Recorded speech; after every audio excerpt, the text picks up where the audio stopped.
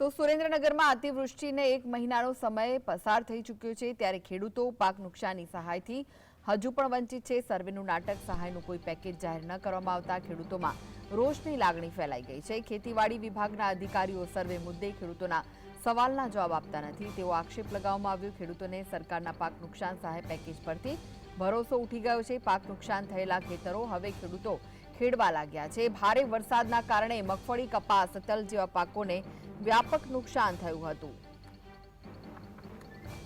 તો આ વિશે વધુ માહિતી માટે જોડાઈ ગયા છે સુરેન્દ્રનગરથી સંવાદદાતા ફઝલ। ખેડૂતોને હજુ સુધી પાક સહાય મળી નથી, ખેડૂતો રોષે ભરાયા છે, શું વિગત? વૃષ્ટિને 1 મહિનાનો સમય થઈ ચૂક્યો છે, ત્યારે સુરેન્દ્રનગર જિલ્લાના ખેડૂતો પાક નુકસાન સહાયથી વંચિત છે। સર્વેના નામનું નાટક ચાલતા હોવાનો ખેડૂતો દ્વારા આક્ષેપ કરવામાં આવ્યો છે। હજુ સુધી સરકાર દ્વારા કોઈ પણ પ્રકારના આર્થિક પેકેજની અને સહાયરૂપી પેકેજની કોઈ જાહેરાત નથી કરવામાં આવી।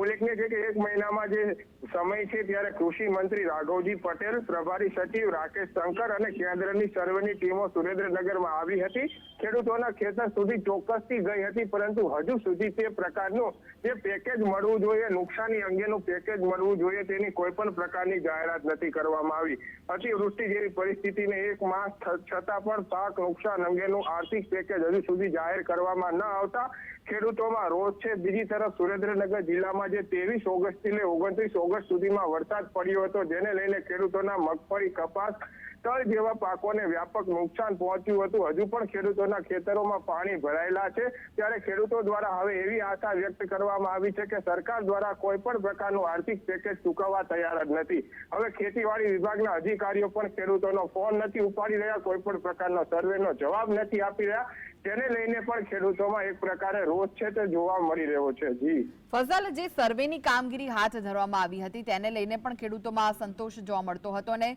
1 મહિનો થઈ ગયો તેમ છતાં પણ પાક નુકસાનને લઈને સહાયની કોઈ જાહેરાત નથી થઈ, તો હવે ખેડૂતોના આગળના શું પગલાં હશે?